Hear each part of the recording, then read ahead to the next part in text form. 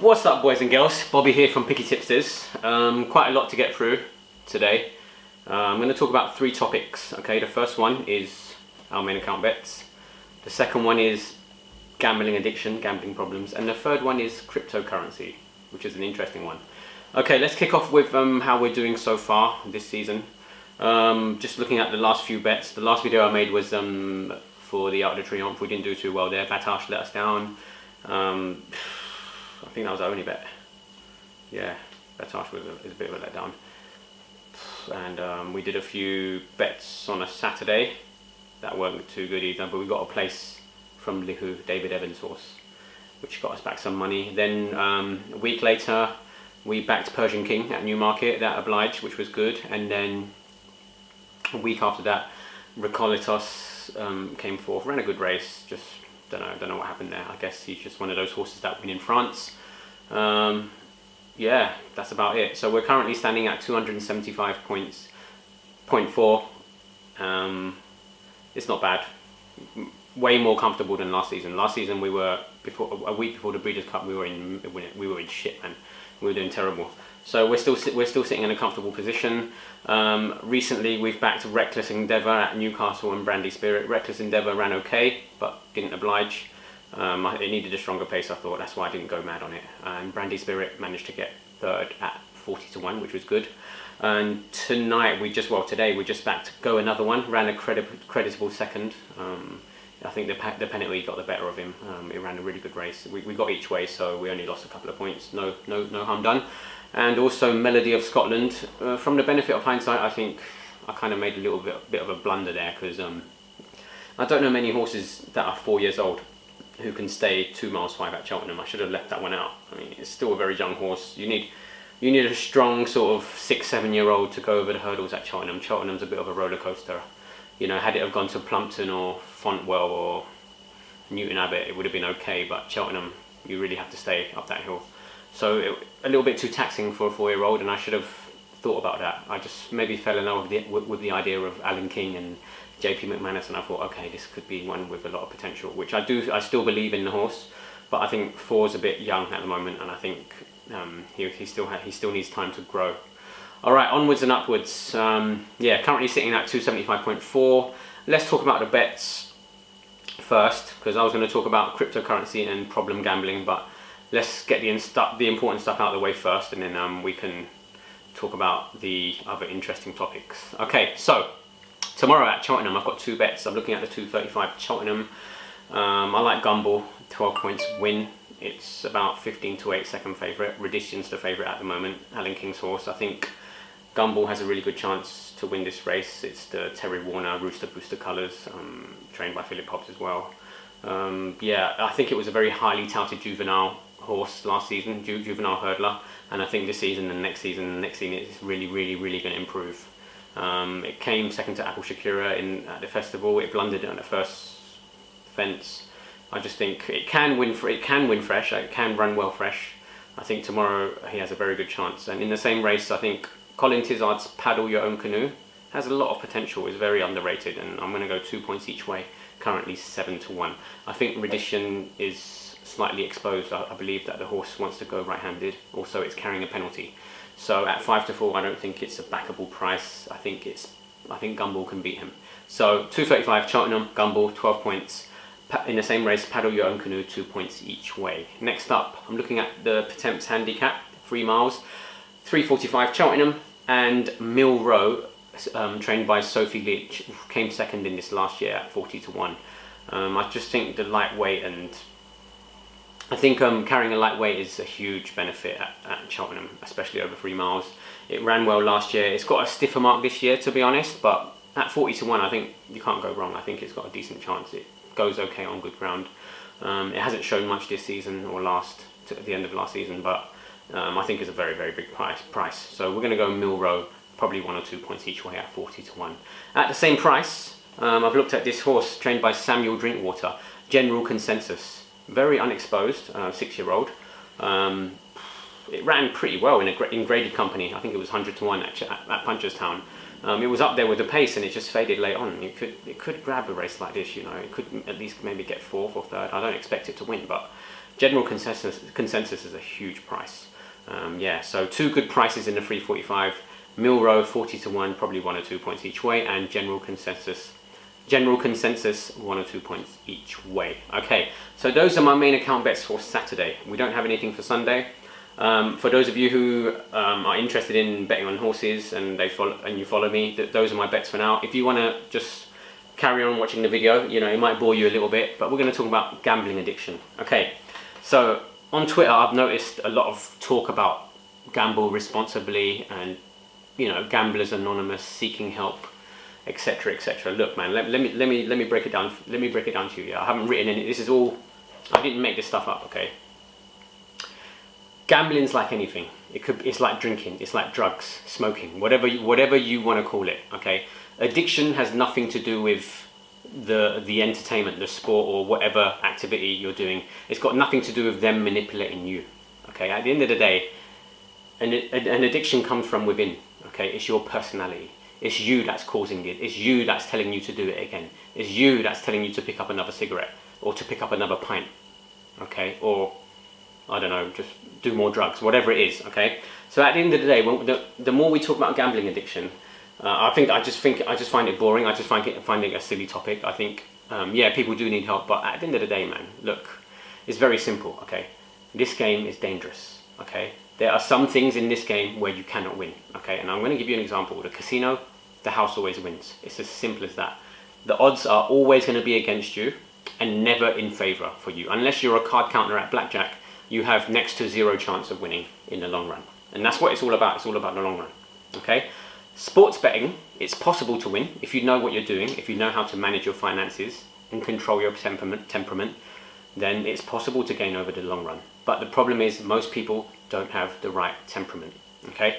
Everyone knows their horses, everyone knows their football, everyone can pick up a newspaper in this day and age with the internet, the World Wide Web at our fingertips. We can find out all kinds of information, what injuries and who's going to get fired from their job, which horse is sick, which stable has a flu virus, you know, which horse is injured. You can find all kinds of information. A jockey that's been doing drugs or drinking and not making weight and not, you know, giving their best performance. We can find that stuff out easily. Anyone can, okay? But how you're going to get an edge in gambling, okay, how you're going to make a profit in the long run has nothing to do with knowledge. It's got nothing to do with what you know. When you pick up the newspaper and, you know, reading this information and writing it all down, everyone can get this information. You're not the only smart guy that's picking stuff up at 6 in the morning and writing down information and getting the price first. Lots of people are doing that, okay? So why is it that some people win and some people lose? Simple, okay? Mentality, okay? The majority of people have the wrong mentality. When they pick up their money and go gambling, okay, all they think about is this perfect idea of how plain sailing it's going to be. They're going to go to the bank, they're going to grab £200 from their Lloyd's TSB or whatever and go to the bookies, and they've read about this horse, Kato Star, Hawkwing, Dubai Millennium, Frankel. Oh yeah, this is guaranteed. Yeah, I'm just going to put 50 quid on and sit back and put my feet up and cup of tea and turn on Channel 4 and watch it win, okay? Racing in particular, which is the field that I'm into, which is the sport that I know, okay, can be messy, okay? If you can't handle the final fence fall, if you can't handle your jockey falling off at the last furlong, okay, if you can't handle your horse playing up the gate at the gate and not coming out, okay, if you can't handle your horse getting stuck in traffic and then flying at the finish and coming third, if you can't handle those bad luck stories, then you shouldn't be gambling, because this game is ruthless, okay? Trust me, I've been there, and I am talking out of my pocket, but you're talking to a man who has 20 years experience, okay? I've made my mistakes and they're out the window. If you continue to make the same mistakes year in, year out, you're always going to be a loser. So the best way you can improve as a horse player, punter, gambler, whatever you want to call it, is to change your strategy, learn from your mistakes, move on, okay? So I noticed the one thing about my strategy. What was wrong? It was nothing to do with my knowledge. What was wrong with me was my mentality. I got angry, I got frustrated, I withdrew more money. I wanted my money back the next day. I lost 50 quid. Oh my God, oh shit, damn. I'm fuming, I can't sleep at night. I'm like sweating at night time thinking about the rent, electricity bill, my shopping, all these things that I want to pay for through gambling. It's bullshit, you can't do that, okay? The only way you can beat the bookies is you need to change your mentality. You get your capital out, you record all your bets, and you understand your ruins. You understand how long your losing streaks can be. My average losing streak on a bad month is 24 horses.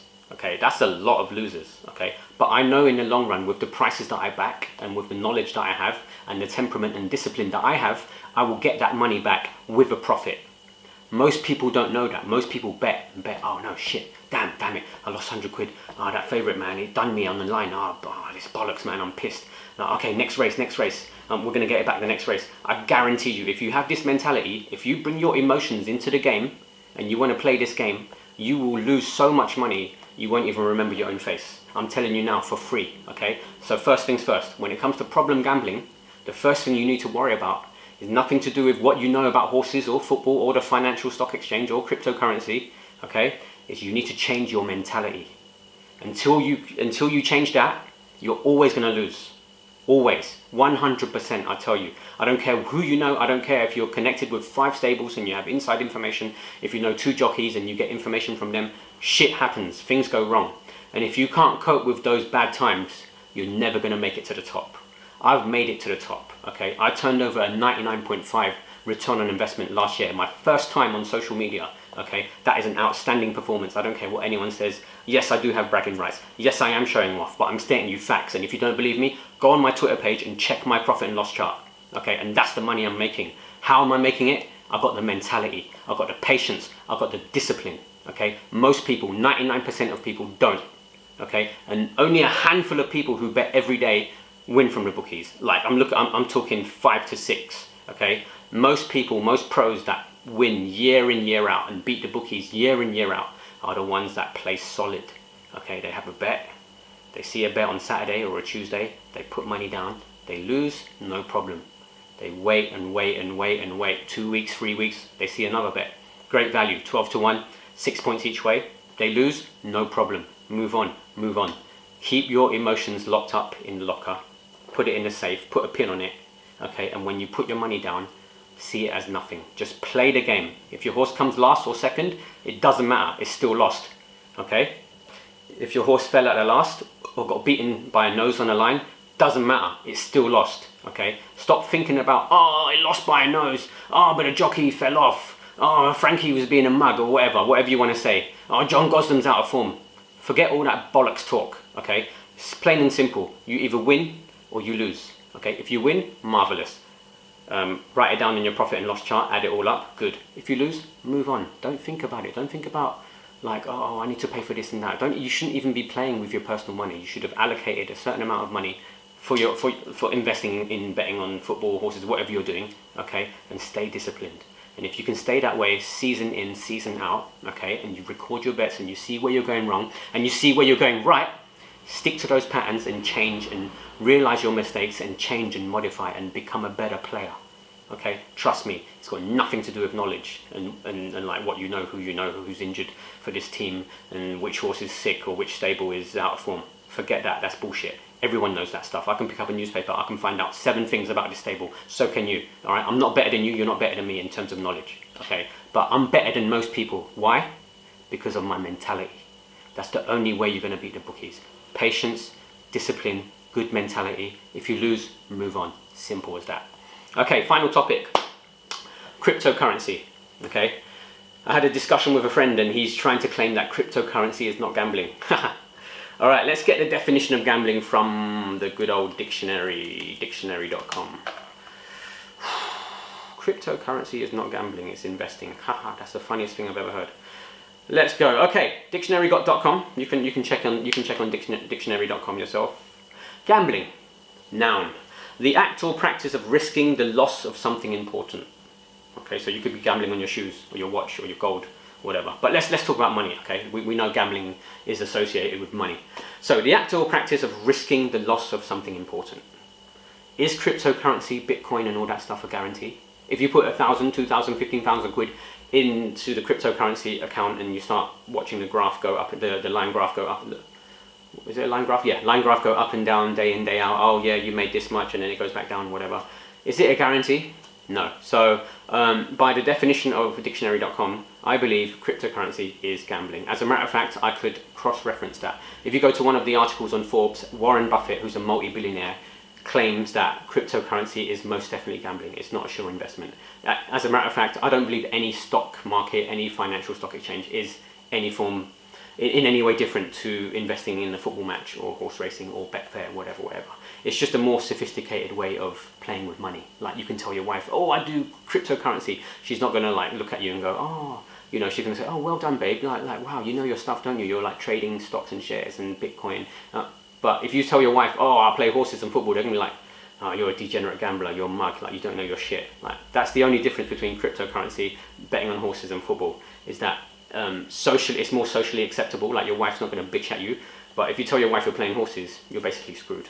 Okay, so for all you viewers out there, if you think cryptocurrency is a dead cert, if you think it's not risking anything, then I'm sorry to say, according to me and Warren Buffett and dictionary.com, you ain't got a clue what you're talking about. Once again, I'd like to mention the definition of gambling: the act or practice of risking the loss of something important. Okay, simple as that. Cryptocurrency is the same as gambling. You're deluded. Stop thinking it's not. It's not an investment. Nothing is an investment. I could buy a house and it might go down in value. Okay, everything's a risk. So accept it, and accept it's the same thing as betting on horses. All right, I think that's about it. I don't want to bore you. I think that was a very long video. Thank you very much for listening, and I'll see you next time. Peace.